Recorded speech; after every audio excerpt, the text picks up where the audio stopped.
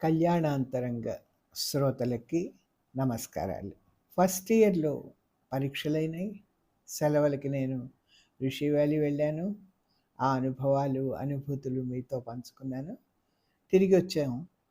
Results వచ్చాయి. మంచి మార్కులే వచ్చాయి. మొదటి సంవత్సరం పూర్తయింది.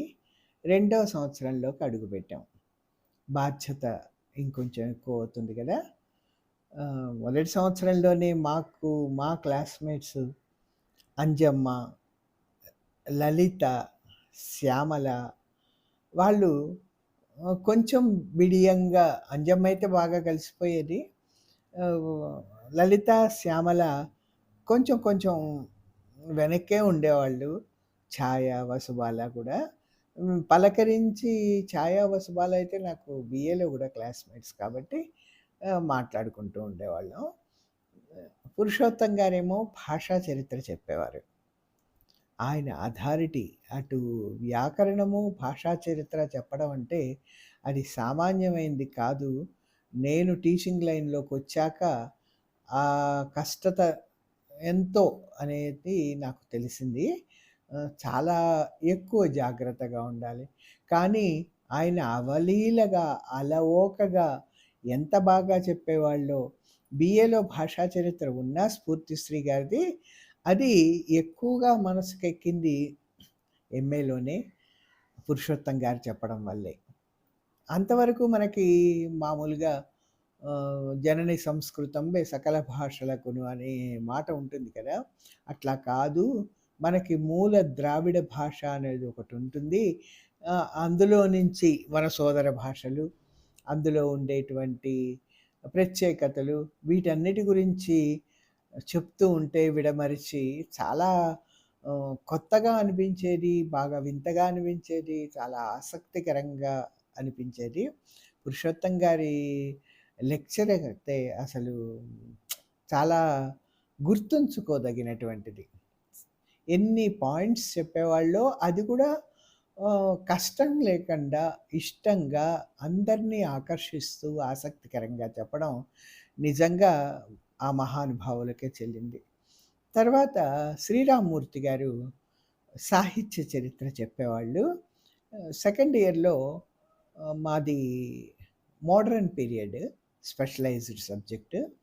అందుకని అంత ఆధునిక కవిత్వం గురించి అంటే దాని పుట్టుపూర్వోత్తరాలు, మూలము, ఇజమ్స్, ఆంగ్ల భాషలో వచ్చినటువంటి పరిణామాలు, అవి తెలుగులోకి ఎట్లా ఆహ్, మలి మలిచారో మన కవులు, ఎంత ప్రసిద్ధం చేశారో, ఇవన్నీ వారు చెప్తూ ఉంటే ఆహ్, చాలా ఆసక్తికరంగానే ఉండేది.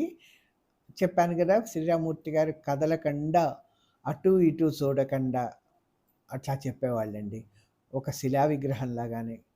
ఆ మాట మాత్రం చాలా స్పష్టంగా, చాలా దూరంకి వినిపించేటట్టుగా అంత బాగా చెప్పేవాళ్ళు. వాళ్ళు చెప్పడం వల్లే మేము ఈ మాత్రమైనా కాస్త 4 మాటలు చెప్పగలుగుతున్నాం. నేను పాఠం చెప్పగలిగాను కూడా. మోడర్న్ పీరియడ్ చెప్తున్నప్పుడు రిఫరెన్స్‌గా నవ్యాంధ్ర సాహిత్య వీధులు చెప్పారు. అది మా నాన్నగారు, తాతగారు, కురుగంటి సీతారామ భట్టాచార్య గారు కలిసి రచించిన గ్రంథం. ఆధునిక కవులందరి గురించి ఫోటోలతో సహా వివరంగా ఉంటుంది అందులో. దానికోసం వాళ్ళు ఎంత కష్టపడ్డారో నిజంగా మా ఇంట్లో బ్లాక్స్ ఎన్ని పెట్టెల్లో ఉండేవో నాకు ఇప్పటికి గుర్తుంది.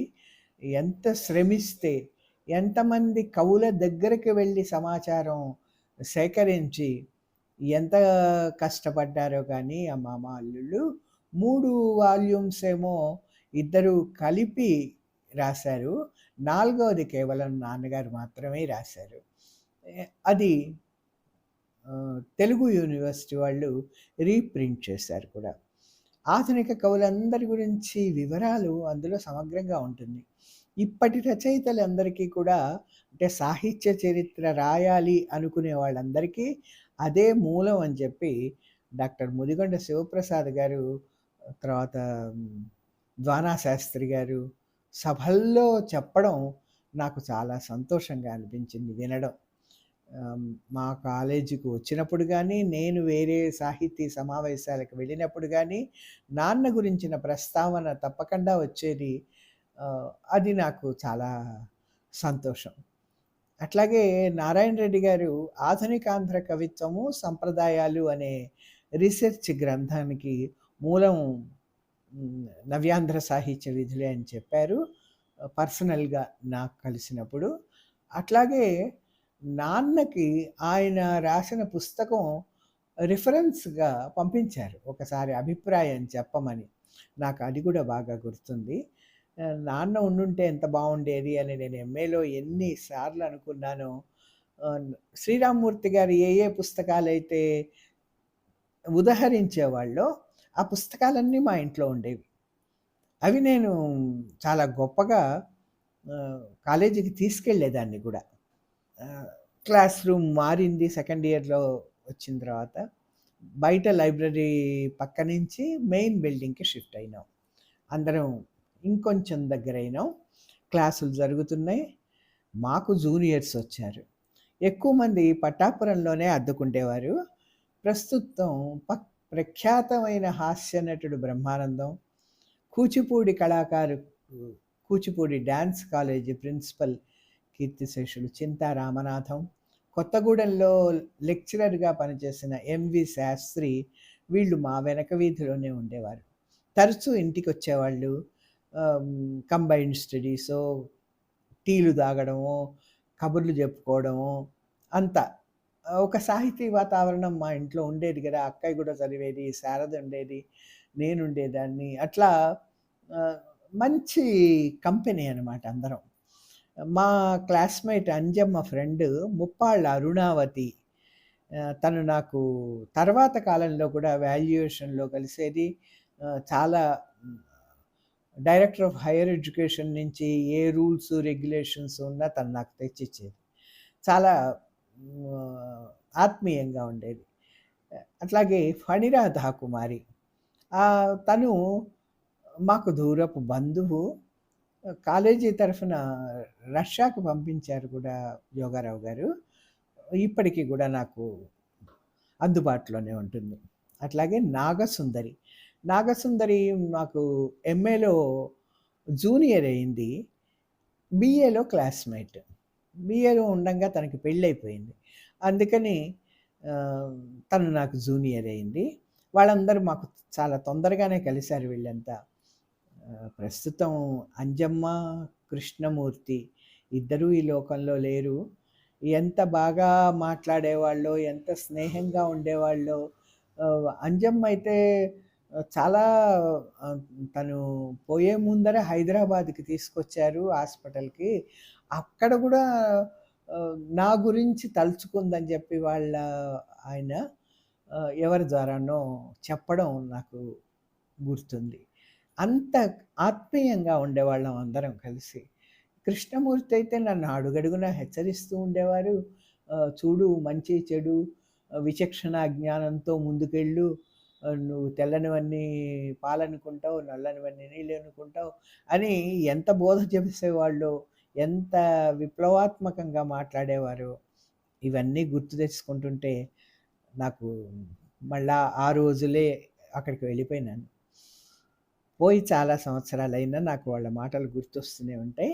నేను మధ్యలో కూడా గుంటూరు వెళ్ళినప్పుడు పొన్నూరులో అంజమ్మని కలిశాను. అది బాగా గుర్తుండిపోయింది నాకు. మా స్కూల్ టీచరు ఉండేవాళ్ళని చెప్పాను కదా! అట్లాగే శారదాంబ కూడా. మళ్ళీ సంవత్సరం మారింది కదా! ఎన్నికలొచ్చాయి. ఈసారి మా క్లాస్‌లో ఉన్న రామానుజన్ రెడ్డి పోటీ చేశాడు. మేమంతా క్లాస్‌కి తిరిగి క్యాన్వాస్ చేసాం. మా క్లాస్‌లో దారా సాంబయ్య అని ఒక విద్యార్థి ఉండేవాడు. అతనికి ఆ రోజుల్లోనే లీడర్‌షిప్ క్వాలిటీస్ ఉండేవి. తర్వాతి కాలంలో ప్రకాశం జిల్లా ఎమ్మెల్యేగా కాంగ్రెస్ తరఫున ఎన్నికయ్యాడు కూడా. అలా రాజకీయ నాయకుడైన సాంబయ్య విద్యార్థి దశలో ఉపన్యాసాలతో ఆకట్టుకునేవాడు. తర్వాతి కాలంలో కూడా తన 60th బర్త్‌డే సందర్భంగా షష్ఠి పూర్తి ఉత్సవం చేస్తున్నాను.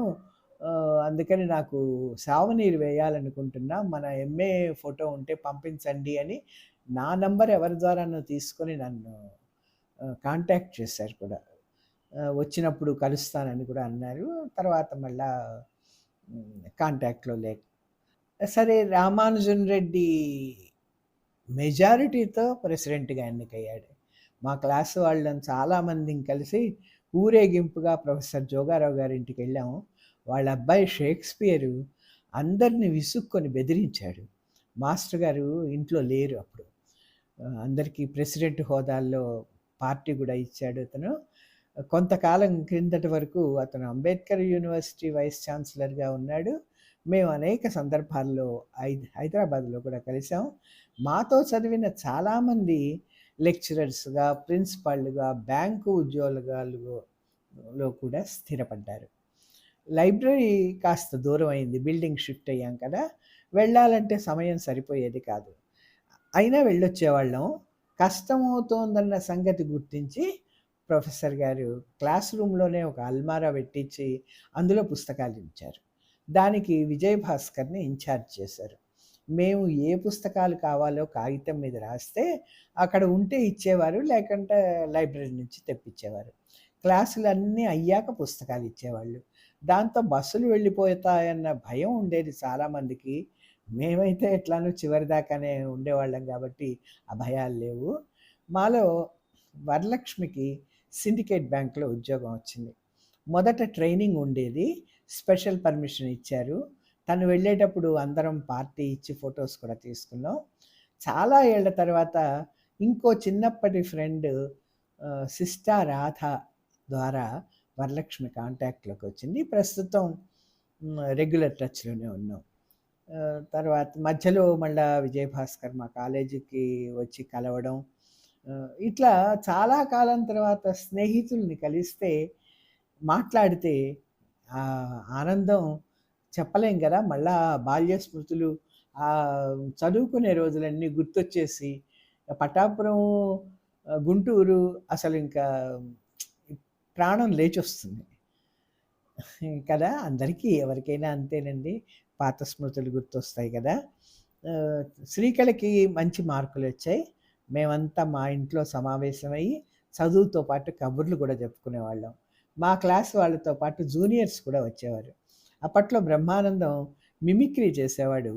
అప్పటికి అదే తమాషాగా అనిపించేది. రామనాథం ఏమో అడగంగానే డాన్స్ చేసేవాడు.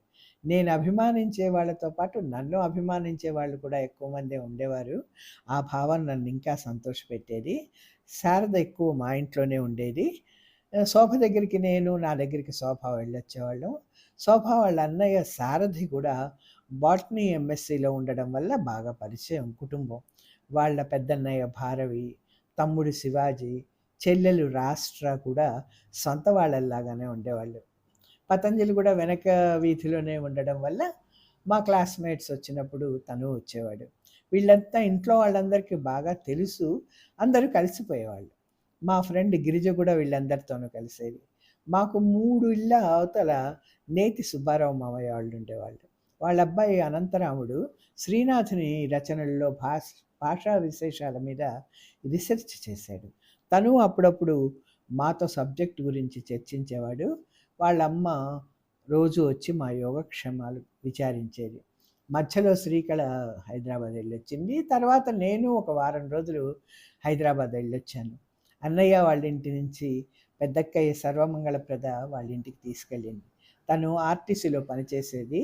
ఆఫీస్కి తనతో పాటు వెళ్ళాను. ఎంత పెద్ద ఆఫీసో! తనకి విక్టోరియా, వాణి, శాంత అని ఫ్రెండ్స్ ఉండేవారు.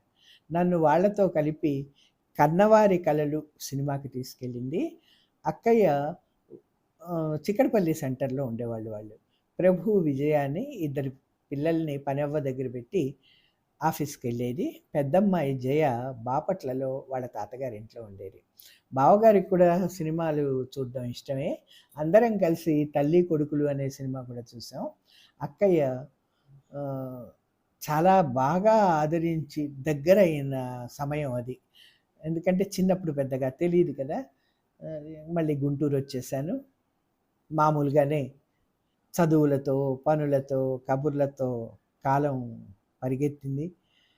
సరోజిని గారైతే మాకు అండగా నిలబడేవాళ్ళు.